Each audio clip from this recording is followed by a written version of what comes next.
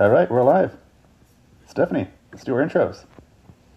Well, hello everyone, and welcome back to Let's Talk About It, Steph. This has been a wonderful week. It's long to me, but it's a wonderful week. And of course, I have my co-host on here, Del Frey. Hello, Del. Hey, how you doing? How you doing? It's pretty decent weather outside for now. Don't want to jinx it, but yeah, gotta enjoy this nice weather while we have it because we only have two seasons here in Texas. Just a short winter and a very hot summer. And right now it's kind of the one time where it's gonna be a little bit in between. So definitely gotta go outside and touch grass. Oh yeah, oh yeah. I went outside earlier today, and I'm like, this is the first off day I had in a while. And I went outside to let the dog out, and it was like really cold. So I went in, came home, took a nap, went back outside. I'm like, well, I'm gonna go pick up some items. And I'm like, oh my God, it's hot. It's 70 degrees. I'm like, I cannot make this up. Texas is so bipolar. That it is. That it is. I do worry about the. I hear that it's going to be very dry though, and so we are having an increased chance of having wildfires in Texas. It's kind of crazy Oh because yeah. when you think of wildfires, you tend to think of California, but it's starting to happen here in Texas a little bit more as the years go by and as climate change becomes more and more of a thing. Yeah, with that being said, I'm gonna have to make sure I turn on the sprinklers to keep Yep. my grass from drying up too much. Yeah. Absolutely. I mean, that kind of goes a little bit into politics too, a little bit because I know that there's a lot of water scarcity issues throughout Texas. I tell you, I remember, I think it was last year or maybe the year before. It wasn't mandated, but it was suggested that people try to cut down on their water usage and try to Hmm. cut down on the frequency in which they use their sprinkler system because we're kind of like running out of water, which is kind of a crazy thing to think. It's a shame that we have such a massive surplus here in Texas, and yet we still have these issues with our our systems, our pipes. I remember that I think it was the guy who's running for agricultural commissioner, Tucker, was saying that one of the main issues we have with our infrastructure is leaky pipes. We're just losing a lot of water just by the pipes leaking under the ground, and that we would actually save a lot of issues if we were to just simply invest into our infrastructure, which is something we definitely need our legislature to do here in Texas. Yeah, the craziest thing when Biden was in office, he did send out a bill to for and money for infrastructure, and that would have took care of our leaky pipes here in Texas. But of course, somebody, we're not gonna name no names, but somebody decided they wanted to send it back. So here we are, we got leaky pipes, and that's probably the reason why we have so much high water bills too. Yeah, it wasn't just that. That bill that you were, or that money that you were talking about, they were about to send money to Kerr County, the area where we had that big massive flood, and Yeah. it was the county commissioners who had a whole bunch of people come up and talk to the county commissioners court in Kerr County and claim that there's strings attached to the Biden administration. Never, of course, went into detail upon what that means, but they essentially rejected the money, and then they had this big massive flood, and it's one of those things where it's like, guys, like you were given the money to invest into a siren system, but they chose not to take it. So, Oh, they took it, and you know what they did with the money? oh, that's They right. gave a million, yeah, they gave $1 million to a retired sheriff. Yeah, yeah, I'm, that's right.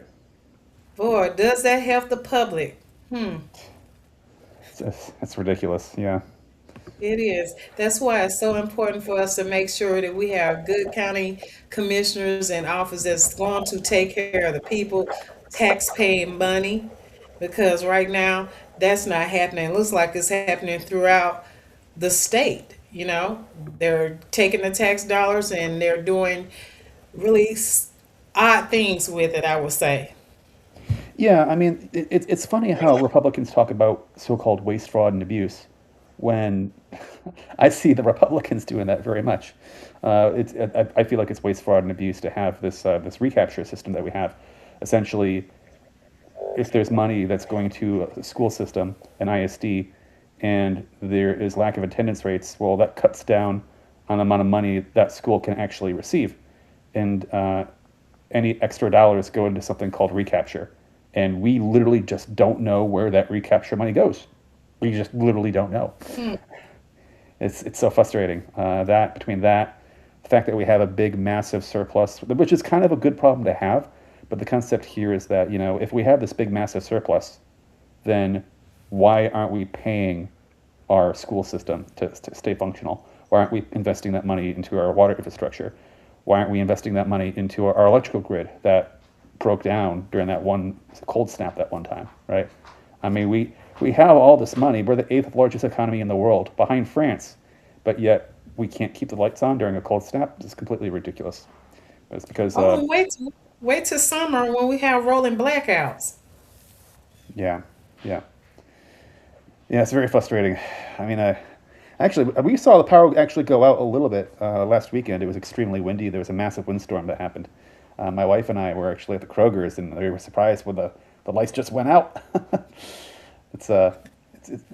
We get a little bit of anxiety whenever the winds pick up in our house because like year before last, the winds were so strong that it tore the shingles off from our roof, and then rainwater started coming into our house.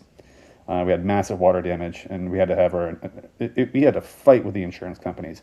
But we finally got our entire ceiling rebuilt because of all the water damage that came in. Like, it was literally raining inside of our house. I mean, the windstorms are nothing to shake a stick at. They can become serious problems.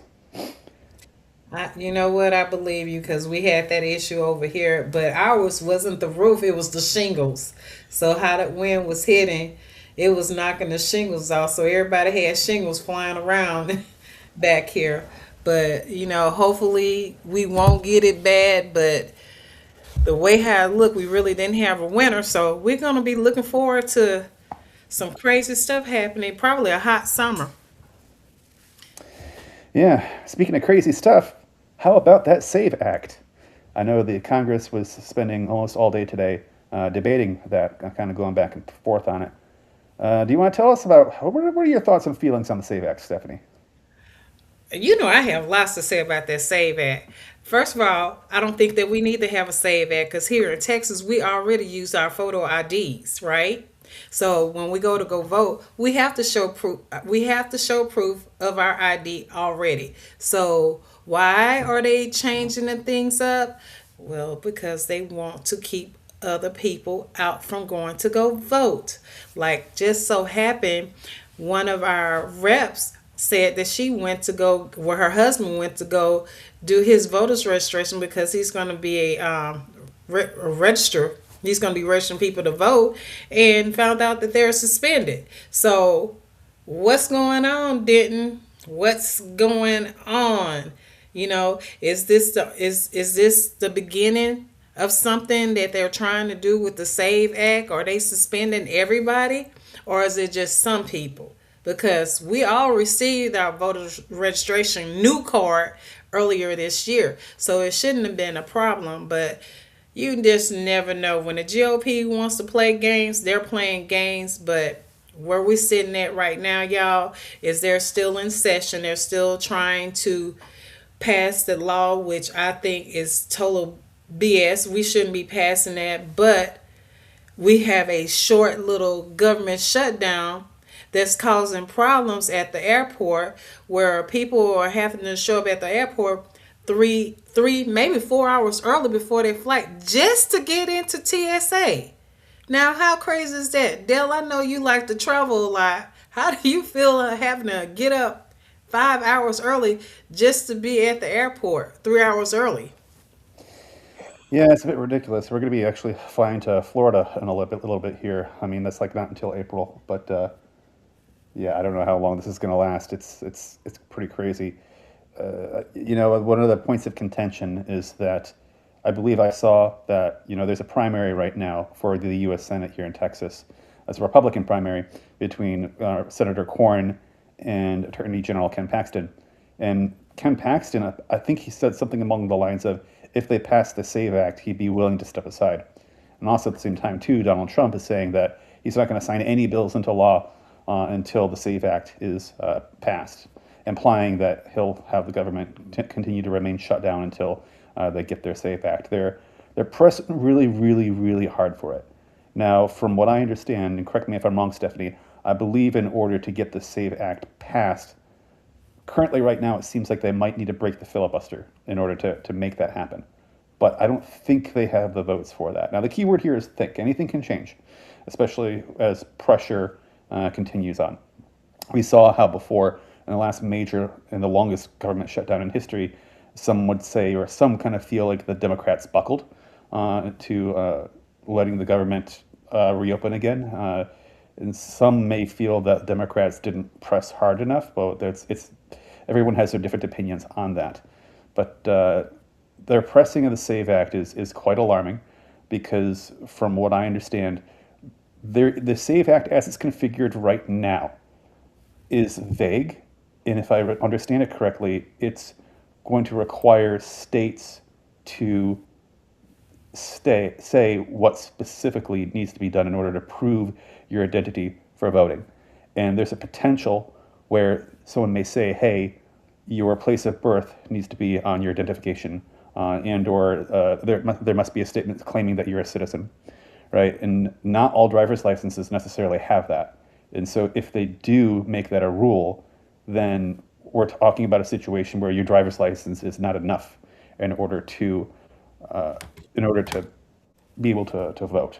And that becomes extremely problematic because, and I understand that some of the senators were saying, hey, you need a driver's license in order to drink. You need a driver's license in order to drive. So, of course, you should need a driver's license in order to vote. Well, guess what? Your right to vote is in the Constitution. Saying whether or not you need a driver's license to drive a car is not in the Constitution. Saying whether or not you need a driver's license to drink alcohol is not in the Constitution. But voting is. Voting is our American right. And so I believe it's unconstitutional to force this. I understand that, you should give identity, but your driver's license should be enough. And if they make it so that the driver's license is not enough, then do we all need to get passports? I mean, thankfully, I have a passport, but I know not everybody does. And so this is another issue, too, that comes to a point of contention, by the way, with our county commissioners and also our county clerk. Because the county clerk, by the way, which is the position I'm running for office for, they oversee a bunch of different records like birth certificates, death certificates, marriage certificates, but they actually also oversee the passport office here in Denton County. So hopefully, should I be elected to be the Denton County Commissioner's clerk, hopefully we can try to make gaining passports more streamlined and more accessible, though it would be an extreme shame if we actually ever had to go that far. Because if your driver's license is not enough to vote, then that is beyond voter suppression. Like, that is just downright insane. But Stephanie, correct me if I'm wrong, I believe that's the path they're going down, though I think to speak in more detail, from what I understand, the current SAVE Act as it's written right now, and again, there can be amendments to that, but the current SAVE Act says that the state legislature has to decide the details on that. But I think Donald Trump is pushing for like another version of the SAVE Act, I think, and he wants a SAVE Act that basically would absolutely say that the driver's license is not enough. But does that sound right, Stephanie? You can correct me if I'm wrong. No, that's about right. I'm trying to get Delia on here. She's a little backed up. I'm finna send her some information. But you are telling the correct way of what's going on.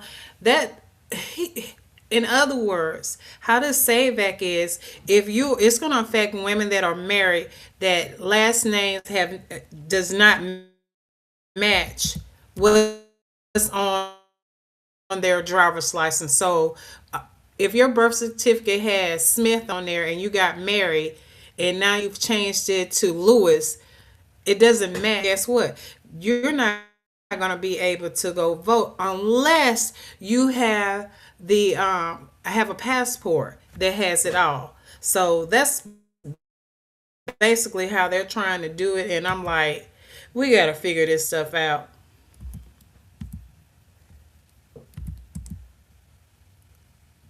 Oh, and look at that. I was talking on mute. Can you hear me, Dale? Yep, I'm here. I can hear you. I was on mute, but yeah, no, absolutely. I mean, this is just straight up voter suppression, and it sucks because we already have voter suppression as it is here in Denton County. For those who don't know, while we have county-wide voting, during the early voting period, where you can vote anywhere in the county, we do not have county-wide voting on election day, the last day to vote. So here, us in the Frisco area, this hurts us particularly because the city of Frisco, by the way, is divided between Denton County and Collin County. West side Frisco is Denton County, and east side Frisco is Collin County. And we have people like many of us for the Frisco Democrat Club board works the elections, and some of us are election judges. And I tell you, it's real easy for someone to accidentally cross the county line. But the Collin County folks don't necessarily always know where all the voting locations are in Denton County. So if you live in Denton County, you accidentally cross over into Collin County, you get redirected back to Denton County. But then if it's the last day to vote, the election day itself, you might not show up to the correct location because you can only vote at your one registered voting location, so then you get redirected again. I mean, this is straight up voter suppression. There's a story of a guy who had to be hydraulically lifted out of his car because he's in a wheelchair on a breathing machine. And he rolls in and he gets told, "I'm sorry, sir, you can't vote here. You got to go somewhere else to his registered voting location." This is straight up voter suppression. I mean, it's bad enough as it is already. Texas is the hardest state to vote in. In Texas, we have the longest, or rather the shortest period of time in order to register yourself in order to vote. And online as well. I need to check to see if they fixed or changed this or not. But at least back when I last checked, when you want to register yourself to vote online, there's an online form that you fill out. But when you click to submit the form, it does not submit online and instead says, "Hey, print this out." It is so confusing to people, and it's done that way intentionally. I believe that Republicans just don't want people voting. They just don't want to.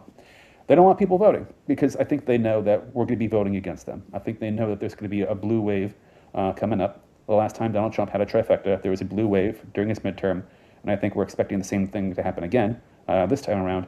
Case in point, we all saw how they just did redistricting here in Texas because I think Republicans are scared. I think they know that we're going to flip seats because they're pissing everybody off. They're even pissing off people on their own side of the aisle. Even Republicans don't like this new war that we're going into. I think that, if you're in your 20s, then I Right. can forgive you. But if you're older than 20 years old, then you should probably be able to remember the whole Afghanistan thing from September 11th, the 9/11 thing, how the Bush administration went into the Middle East, and how even Donald Trump was complaining about that back then. Like complaining about how we pulled out of the Middle East during the Biden when Biden was the president, and it's so ironic to see us going back into the Middle East. It feels like we're doing this all over again. It's like it's as if we're repeating our same mistakes from before, but yet making it worse. And it is wild to see what feels like a complete repeat to the aftermath of September 11th and the way that we got into wars. So I think people on both sides of the aisle are upset. And I think that's why they're so desperately trying hard to make it more difficult and more difficult to vote. But we have to fight back. And the only way we can fight back is to, one, vote, two, make sure your friends and your neighbors vote as well, and three is voter education, like I was talking about, knowing that you really got to vote early. The easiest way to vote is to vote early. We are seeing almost an equal number of people who vote on election day, the last day to vote, equal to the total sum of everyone who voted during the entire early voting period, which is crazy. So if you look at the number of people who voted on the last day to vote, that number is equal to the total of all the people who voted during the entire early voting period. So what that means is you're going to see longer lines on the last day to vote. It's way easier to vote early. Also, like I said, in Denton County, we have countywide voting only during the early voting period, not on election day. So the thing is, in Texas, it's the single hardest state to vote in, but also particularly in Denton County, it's one of the more difficult places to vote in in Denton County as well because of these facts, because of the fact we don't have county-wide voting on election day, particularly those who live, like I said, in Frisco or are areas that are close to close to the county border where it's very easy to accidentally step a foot into the incorrect county when voting. So we got to stand against this voter suppression. This has to do heavily with the county commissioners court. As the county commissioners court, they're the ones who decide where the voting locations are, and they're also the ones who decide what equipment is being used in order to vote. Thankfully, the following has not happened, keyword yet, but there is pressure by the Denton County Republican Party, by their chair, a woman named Melinda Preston. So she's the RNC chair of Denton County for the Republicans in Denton County. So if you know Delia Parker-Mims, so Delia Parker-Mims is to the Denton County Democrats, is Melinda Preston is to the Denton County Republicans. And she's pressing for us to get rid of the electronic voting tabulators. And she's also pushing to have you forced to vote at your one single registered voting location, even during the early voting period. She's been talking about this to the county commissioners and advocating for this pretty heavily. It's pretty wild to see also some Republican precinct chairs come out and speak against the current county commissioners, demanding that they get rid of the electronic voting tabulators because they want all ballots counted by hand. It's pretty wild to see particularly Republican precinct chairs do this, given that all of the county commissioners and the county judge are all Republicans. So this isn't even about left versus right. This is RVR that we're seeing here. And, if we have the argument that they make is saying that, hey, look, the electronic voting tabulators can be hacked. And the rebuttal, I would say the rebuttal to that is, all right, if you think you're concerned about machines getting hacked, well, I'm concerned with bias. As much as a computer could potentially get hacked, well, humans are also prone to bias. They're also prone to mistakes.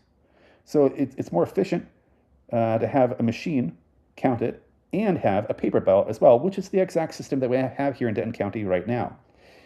It is the job of the county commissioners to validate and make sure that this electronic systems, the software on those systems, are set correctly, and to validate them. So it's the county commissioner's job to vet the elections.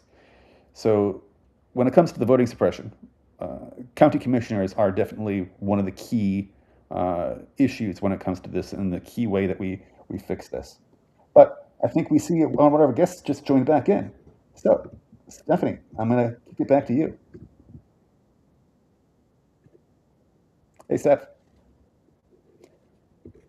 Oh, Yeah, I'm on now. Can you hear me? yep, I can hear you. Can you hear me now? Yeah, I can hear you, Steph. Go ahead. All right, y'all. We have got our famous Delia Parker-Mims, Denton County Chairwoman. And we have the best county ever, and we have the best county woman All right. ever. We're gonna bring up Miss Delia Parker-Mims. Hey, y'all. Hey. Hey, thanks for waiting for me. Woo! Girl, I appreciate being on the famous Let's Talk About okay. It. How are y'all doing today? Oh, well, hello, Miss Delia. Welcome back. Well, thank you. Thank you for inviting me back. You're so welcome. Boy, we have a lot to talk about. This has been a busy day. It has been a busy day. It's been a busy season. It's been a busy time period. It's just been busy. What's up, Dale? Hey, how you doing? Good to see you. Good to see you. Thanks for Hey, taking the time. We were thank just you. talking about how hard it is to vote here in Texas, for one, and for two, how hard it's even harder to vote in Denton County, even more so than other counties, given the fact that we don't have county-wide voting on election day, the last day to vote itself. But Okay. yeah, so we're just trying to make sure to say that I think the way that we fight voter suppression is voter education, making sure that people know that the easiest time to vote is during the early voting period. We're seeing an equal number of people who vote in the total early voting period. We're seeing that same number of people vote on election day itself, just about. Yeah, we So did. We saw almost we saw Yeah. this time in early voting, I mean, in this primary, we saw almost more people voting or as many voting on election day as we did during early voting because we quadrupled as Democrats. So that's really good. But the good news is we actually weren't the craziest county because Dallas County was even crazier than us. If we want to look at North Texas counties, Dallas County was off the chain because they decided, you know what, if it ain't broke, why don't we just break it? So that's what they did. Yeah, that's so funny. You know, what was it? I'm drawing a blank now. I think in the last cycle, I believe during, was it the runoff election or the primary? I believe they had like a massive power outage actually too. So they keep having some issues down there.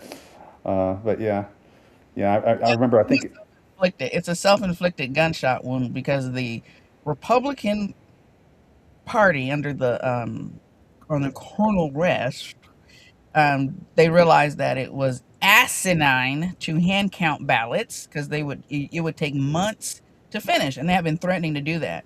And so they realized, oh my goodness, that actually is stupid. So what can we do to mess things up? Okay, well let's just go to precinct after doing this for 30 years, after doing countywide. So when they went to precinct on the election day, nobody was prepared. You know how we are in Denton County, we know we have to do precincts on election day. So even our candidates are taught the week before election, you got to tell your voters where to go to vote. They didn't. I mean, they've never done that because they've always had a sensible system, which is countywide voting. So they didn't know that, and they never did it. yeah, yeah, changing the rules right at the last minute. Oh, it's always going to introduce confusion for sure. But yeah, it's kind of sad because I see that the Republican chair for Denton County. So Melinda Preston is the chair for the Denton County Republican Party, I believe, still, unless that's changed. But she's been going to the county commissioners court No, for a while, and she's I've still. seen her. Yeah, I've seen her advocate to get rid of the electronic voting tabulators because she wants all votes counted by hand, which one is crazy because that's insanely expensive to pay that many people to do that. And for two, I am drawing a blank now on the due date, but I believe there's only so many hours and/or days that the county is required to have ballots counted by. I'm blanking now on when that deadline is, but I believe there is a deadline. And should we not make that deadline, I believe that the county can get sued or the state can get sued.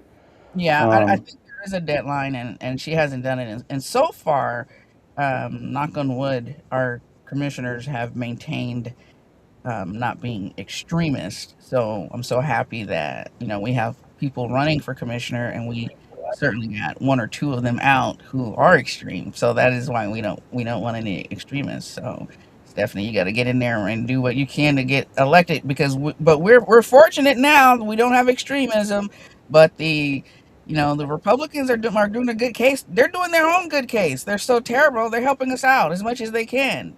So I don't know what will happen in They, November. they, yeah, they really are, and I'm with you on that. I'm like, we have a plan in place that we're gonna go out there and just knock on every door and talk to the people because basically the people are tired of the craziness that's going on. First, you're threatening women, saying that hey, you if your driver's license don't match your birth certificate, you can't vote. That's like going back into the 40s when women didn't have the right to vote. Who wants that?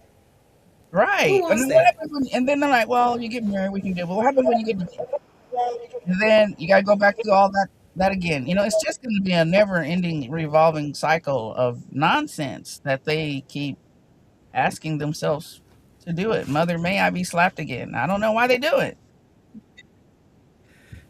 Yeah, yeah, but you know who it's going to really hurt? It's going to hurt the red states because a lot of the people that are in their red areas are the ones who don't have their passport. The real megas, a lot of them do not have their passport. So it's going to, if you think you're going to hurt the brown people, well, guess what?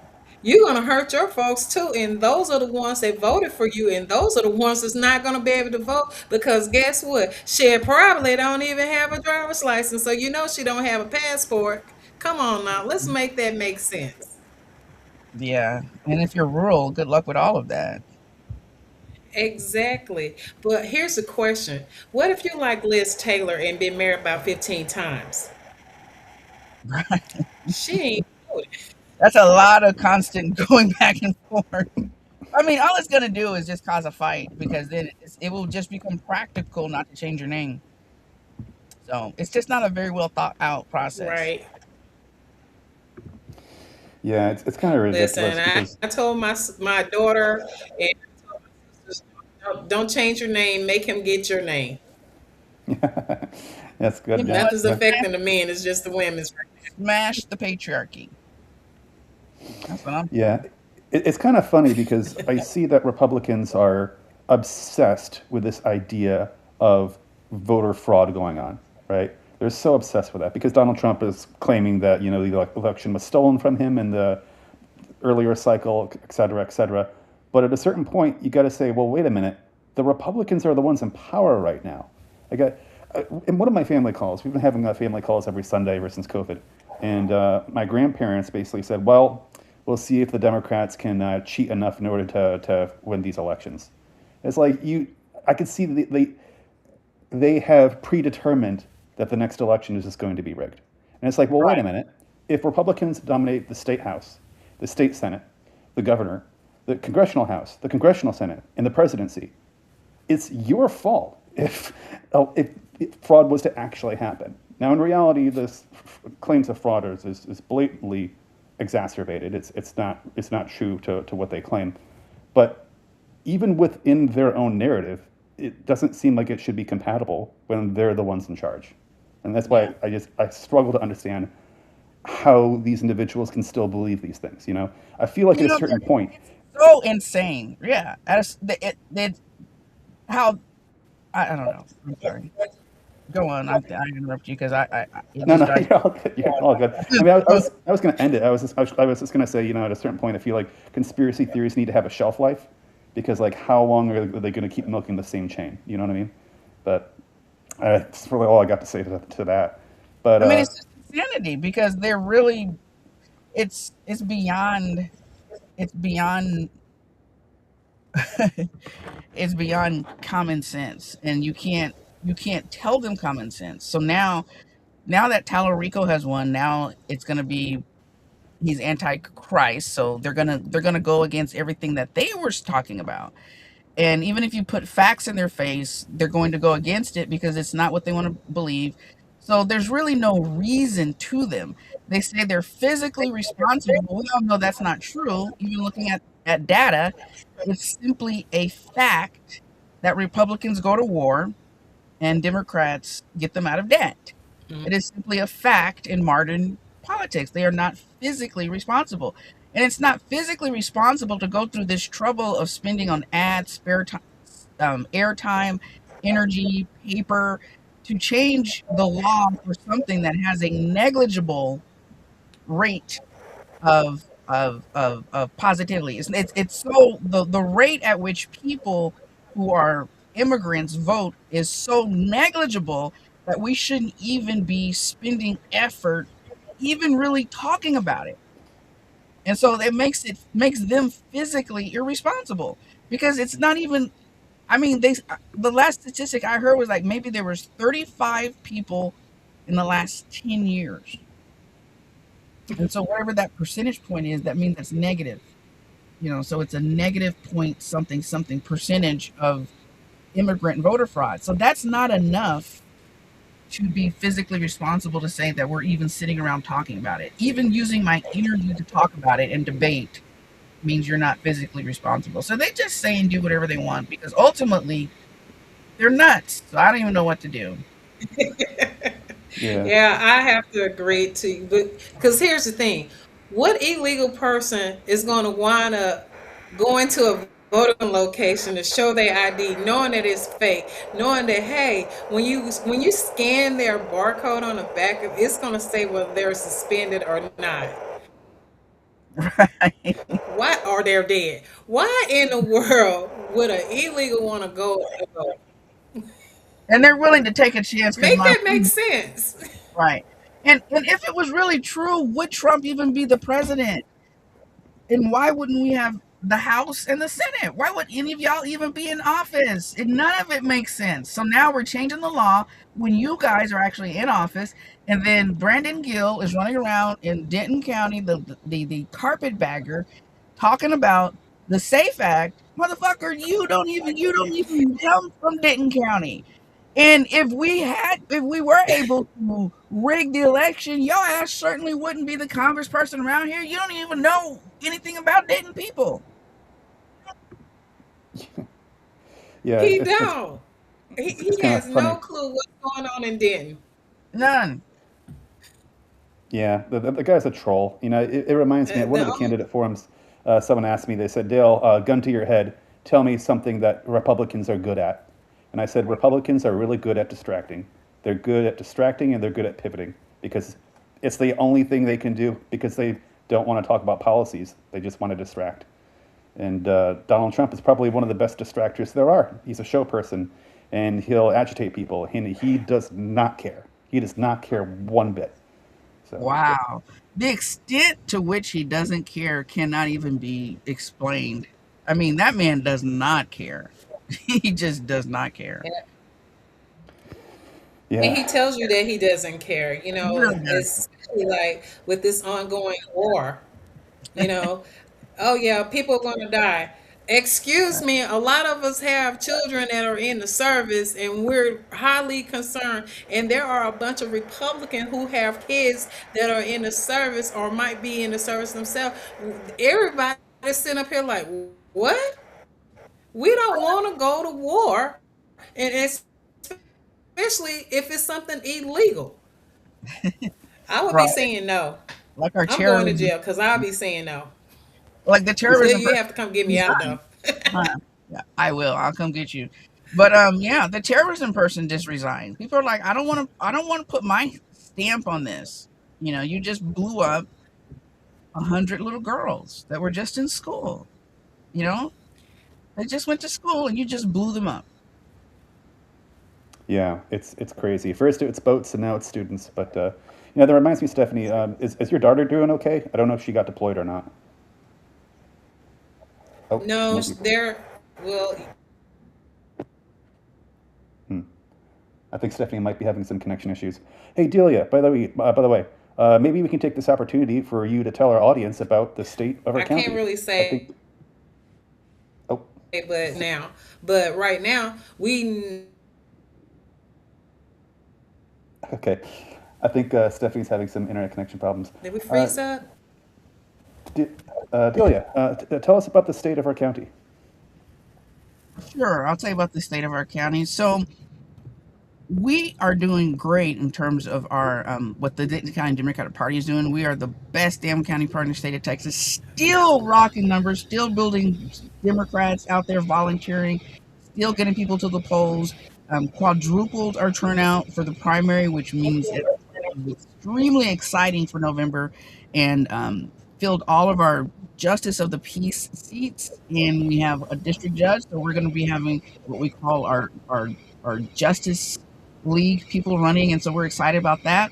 But we've also rolled out what we're calling our Gold Star Democrats program because we are saying it is time for us in Denton County to save ourselves. We're not going to sit around and wait for a pack to come and save us and rescue us, like someone riding on a horse saving us, like the lost prince come saving a princess. That's not going to happen. It's not going to be a fairy tale. We're going to have to save ourselves. But the good news is, just like the state of Texas, there's enough Democrats in Denton County where we can save ourselves. We have enough Democrats where if we all contributed, we can fund our own campaigns. And so we're asking Gold Star Democrats to donate $5 a month. That's it. We have over 150,000 Democrats in Denton County, and we're only asking 1,000 Democrats to donate $5 a month. Individually, that doesn't seem like much, just a Starbucks coffee. But together, collectively, that is a revolution. That is how we save Denton County. We can stop worrying about Republicans and how well funded they are. We've already shown you in Denton County we can get Democrats to the polls. We're still the number one and the largest county in the state to get Democrats to the polls.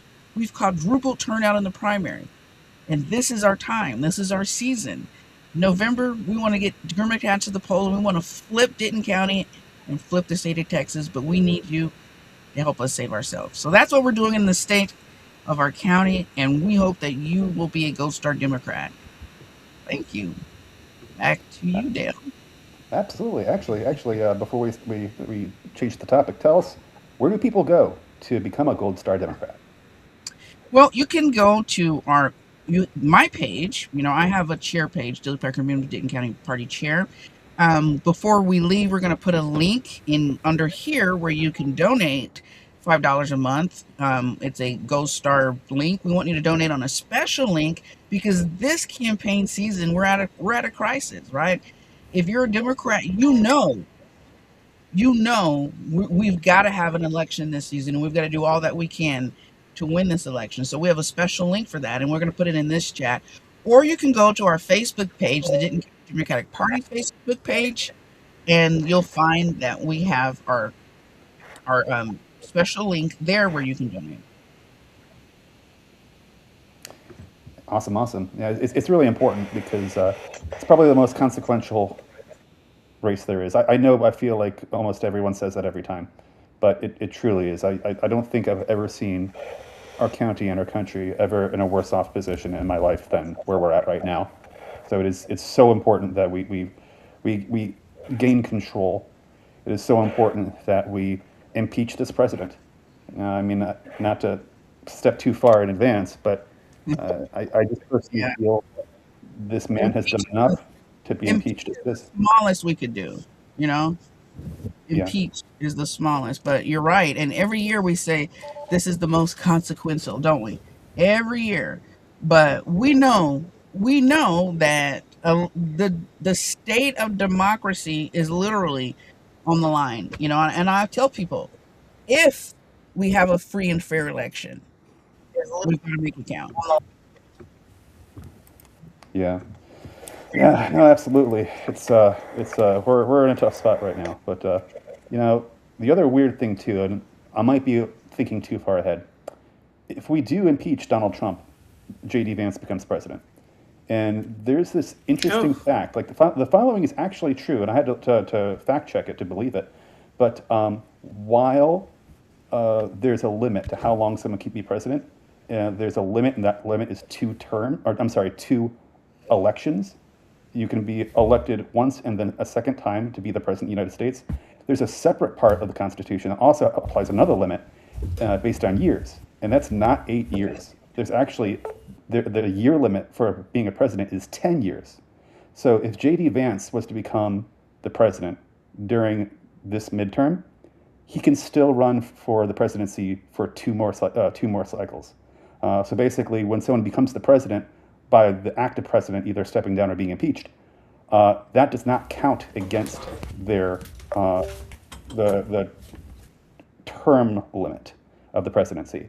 So the interesting thing there is I almost kind of wonder if J.D. Vance secretly wants Donald Trump to be impeached because he could think to himself that, maybe he can be a president for a full decade. I don't really know if I'm thinking probably too far ahead there, but I don't think J.D. Vance has the same type of charisma Donald Trump has, and I mean, we may think Donald Trump is trash because he is, but he has an appeal. I mean, it can be undeniable. He is a character, and his appeal obviously is to deplorables, as Hillary said, and those people decided to be empowered, just like Obama appealed to people. Trump appeals to people. I don't think J.D. Vance carries the same type of appeal that would make people totally,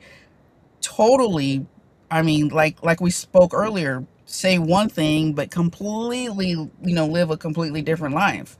They wanted to get rid of pedophiles until they found out that he was a pedophile. Then suddenly they understand what it means, to be on an island with a 14-year-old girl who's really good looking. I don't think J.D. Vance can make people do that. yeah, I agree with you there. I don't think you're going to find anyone with the same level of charisma that Donald Trump has. Donald Trump's a showman. He's always been a showman. Mhm. He's good at what he does. He's good at being a con man. He's good at gaining people's attention. You're never going to find another Donald Trump. But at the same time, too, I think there's a lot of people in the MAGA crowd who are exhausted of the current Trump situation. Particularly because I'm seeing even Republicans being mad about us going to war right now in the Middle East.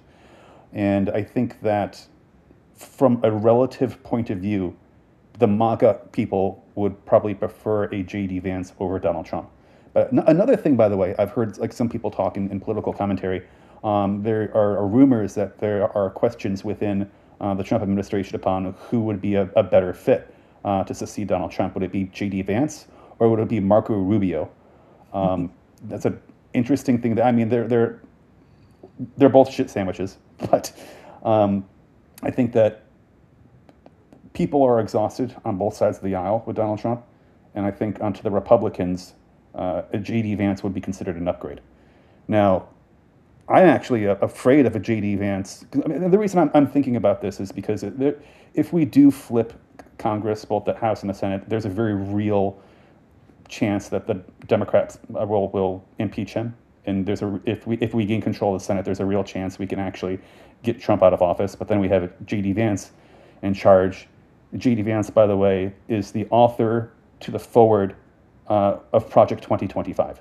Like JD Vance is very much a Peter Thiel type of individual. JD Vance is very much into the Heritage Foundation, and the Heritage Foundation is very much into him. So the reason I fear a JD Vance administration is because Donald Trump, he's not a smart guy. He just wants attention. He can't. I don't think Donald Trump is actually really working on his own right now. He's not smart enough to really destroy the government on his own. There's a lot of people helping him out. And I think it's the JD Vance crowd, the Project 2025 crowd. I think they're the ones who are really kind of guiding Donald Trump right now. But Donald Trump also has a variable of chaos within him. The reason I fear a JD Vance administration is because, I mean, he's a horrible person, but he knows how to be a horrible person. He knows how to implement terrible policies. He knows how to apply Project 2025. So I don't know. I don't really know what else to say to that other than things are just going to suck. Sorry, not to sound like a Debbie Downer, but Yeah. I've heard that argument before because JD Vance is actually smarter than Trump. But yeah, obviously Trump is not running anything. When he got inaugurated, he sat down and I think he signed about 500 executive orders, so all these plans were being put into motion, and I don't even know that he knows what's being put into motion. But you're right, there is a huge air of chaos in him, and that's how he functions best, in chaos. And we're looking at exactly how he's ruined all his businesses in real time, right? We're watching how he loses his business in real time because he refuses to pivot because he thinks that hurts his, I guess, ego, and he just watches all his businesses explode. I don't think he's made it, the most money in his life that he's made has been since he's been president, ripping off the American people. But I I don't think the only thing that would scare me about JD Vance is once he divorces his Usha and marries Erica Kirk. I think Erica Kirk has the appeal that Trump has, but I think her time is ticking faster than Trump's time. A, because she's a woman, and then B, because she's kind of over the top, and people are getting really tired of the MAGA shit. And I think women are, her. She's gonna need to get what she's gonna get pretty soon, because I think we're getting really close to MAGA exploding over the edge and having it all to be shut down. The only thing that might make it not shut down, which would be horrible, is if the child sex ring, which I suspect may happen, is so international and so royal and so worldly that they actually never really shut Trump down, and he manages to steal November, then we're all pretty fucked, and I don't know what we'll do then. But yeah. I don't know. It's kind of scary thought because the whole child trafficking thing is horrible. But I think unless JD gets Erica Kirk, he's too boring. And you can only be Trump to be as stupid as he is, chaotic as he is, to be able to sell the garbage that he sells. I don't think JD could sell it. He only does it because his boss makes him do it. But I think it would be hard for him to sell it. Yeah, yeah, absolutely. Welcome back, Stephanie. Also, I'm a little bit late on reading the comments. Julie Evan is commenting.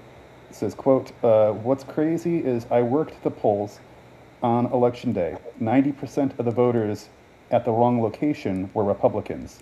They were mad and frustrated." And I will say in response to that, one time I was trying to do poll greeting, and I was at a location where I knew that only Democrats can vote at because sometimes in the primaries, Democrats vote in one location, Republicans vote in another. And I would always open up with, "Hi, my name's Dale Frey. I'm a volunteer with the Denton County Democratic Party. Would you like to know information about the ballot?" And some people would scoff, go, "No." So basically, they're a Republican. And so I would think to myself, well, they're about to be upset when they figure out they're in the wrong location. And Yep. sure enough, they were. But like I've seen this twice now, where they're walking out of there and they're mad, and they're like, "Oh, it's because the Democrats want to make it difficult for us to vote." And I'm sitting here thinking, man, all the county commissioners are Republican. It's not the Democrats who are making it hard to vote. It's your own party. The call is coming from inside the House. Not So, inside. Pick the phone up. yeah, Pick the phone up and pick it up. Make a call. Change it. yeah, yeah. So thank you for that comment, Julie Evans. Stephanie, welcome back. Um, we were just talking about how if we do get Donald Trump impeached, then it will be a J.D. Vance administration. And No, no, no, that cannot happen. So when Trump leaves office, they need to go ahead and completely remove everybody from the administration because they are tainted. They all gotta go. I think it's they if they do the 25, I think it's number 7. If I'm not mistaken, they need to throw the book at all of them and get them all gone. And JD Vance, he should never run for office. Never. He's a flip flopper, and he has the dark money right behind him for the folks that put him in office. That's a bad choice. That is a really bad choice to put him in because we're bad now, but we're gonna be even worse when he gets in, if he gets in. Yeah. Well, yeah, I mean, I just don't think he has enough charisma. He's a couch sleeper, isn't he? I mean, my Yeah. thing is Erica Kirk as his wife could excite them, but I think collectively everybody's tired of MAGA. I think people are tired of her face, and so.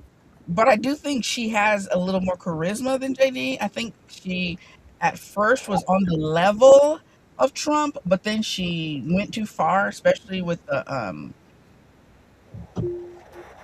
white. The hug. That was good.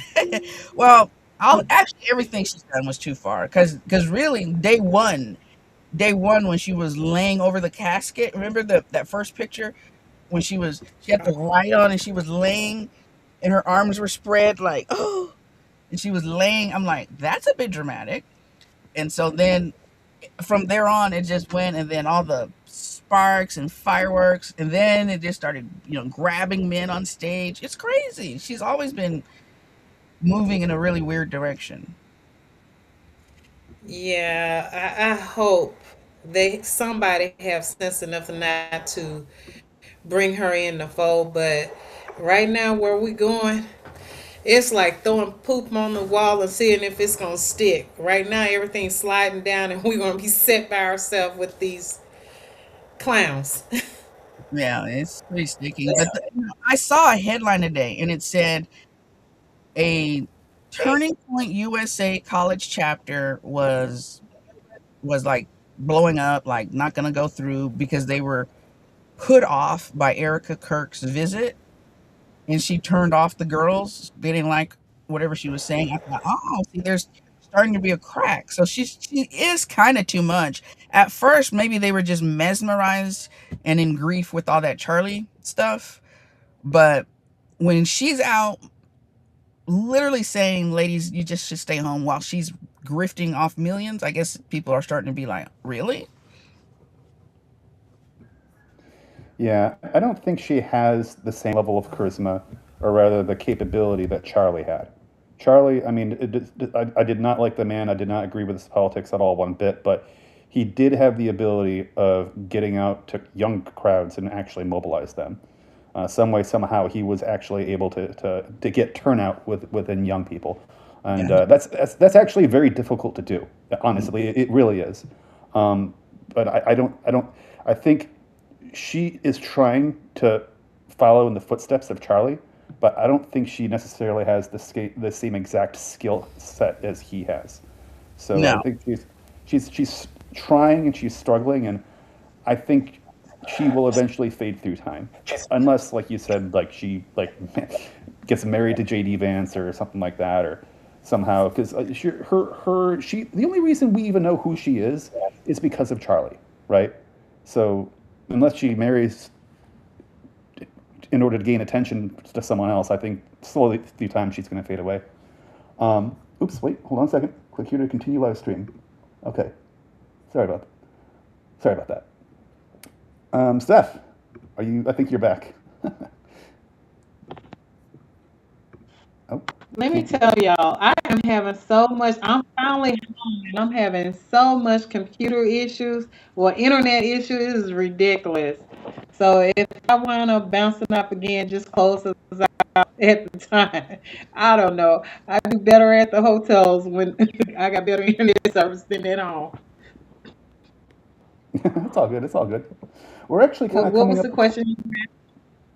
Oh no, we were just kind of chit chatting about the future of Charlie's widow, Erica Kirk, and I feel that she's trying to follow in the footsteps of Charlie Kirk, but I don't think she has the same skill set that Charlie had. So I think slowly through time she's gonna her popularity is gonna, I think, fade through time. I think she has a shelf life, and unless Delia, like Delia said, she like marries into some other celebrity in order to hold on to her celebrity status. But yeah, I guess we'll see. Marry Trump in order for that to work. Yeah. Really horrible. Scary though. She's actually kind of scary. That All right. Well, we're actually, Stephanie, I think we're coming up to time. If we wanted to keep this to about an hour, we could probably start doing closing out statements. Did we want to start with you, or do you yeah. want me to start closing Let out? I'm sorry, say again? let Delia speak. Oh, Delia, let yeah. her speak. Delia, give us some closing remarks. Tell us about Denton County and all the things that are going on. Well, great. We got candidates that are going to be having their launches coming up. So make sure you guys are connected. We cannot talk to you if we're not connected. You want to be connected to our emails, our Facebook, all of our social media handles. We also have a YouTube channel, and you will be seeing all of our candidates. We'll be seeing Dale and Stephanie, of course. We'll have videos coming out with them, and make sure you support them because as long as people are willing to run, we have to be willing to support them while they're running. So we're going to be really excited about that. And of course, this weekend is our Denton County convention. So if you want to be a delegate, you've got to be a Democrat. So that's why we always encourage you to vote in the Democratic primary, be a delegate at the Denton County convention, and then come down the road with us to Corpus Christi in June, and we'll go to the state convention and we'll have a big Denton County presence. So thank y'all for tuning in and hope to see y'all Saturday at our county convention. Awesome. Oh, awesome, awesome. Thank you for that, Delia. Awesome. It's Awesome. okay. I guess I'm gonna plug my and Stephanie, I'm getting a little bit of feedback from you, so I'm gonna turn your volume down just a little bit. Um, so I want to plug three things real quick in closing. First is the Frisco Democratic Club. We have two events every month. We have a breakfast club and a happy hour. Happy hour is our fourth Friday of the month. We almost always have candidates showing up as well, and I bring a microphone and amplifier at our happy hour, and you get to be introduced to the candidates and see the people who will be on your ballot in the Frisco area. Another thing I want to plug too is the Progressive Leaders Toastmasters. This is a Toastmasters club where you don't have to be nervous about talking about politics. It's a safe space for Democrats. Progressive Leaders Toastmasters. We meet every single Monday at 7 p.m., both in person and online as well. So if you just want to check us out to see how the Toastmasters experience works and how it is, you can come up to Facebook and search for Progressive Leaders Toastmasters. Next, I'm going to plug my own campaign. My name is Dale Frey, and I'm also running for office for the position of Denton County Clerk. The Denton County Clerk kind of has two roles. One role is in being the clerk of the Denton County Commissioners Court, and the other role is being clerk of the county, which oversees quite a few different things, such as marriage certificates, birth certificates, death certificates, and also the county clerk oversees the county passport office, which may be very important if the SAVE Act does in fact pass. So as your county clerk, it will be my mission to make sure that all those who need to get a passport can achieve one easily and streamline that process, which will become, again, very, very, very important should the SAVE Act pass. We're about to find out whether or not the SAVE Act passes over the next couple of days. The Senate has been debating the SAVE Act all day today. With that said, Stephanie, I'm going to pass it off to you. Well, thank you, Delia. Thank you so much for coming on to the show and talking about what's going on in the state of Denton. Y'all, I cannot tell you how proud I am to have her as our county chair. Thank you.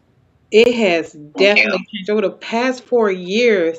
I would say that we have definitely grown, and we're leading the way in We are. Texas here up under her leadership. So thank you, Delia, for coming on, and I expect you to come on because we have another runoff that's going on, and it's very interesting. Denton mayor race. It's going to be something, and then I'll find out who I'm running against in May as well. I'm gonna leave it at that. Yeah. So, oh yeah. So everyone that has come on to the show, thank y'all for watching. Thank you. Please make sure you like and share and subscribe, because that's the only way that we can get these views up and get more people to come on so you can meet your candidates and everyone else. So thank you again for supporting Let's Talk About Stuff, and we will see you again next week. We're out of here.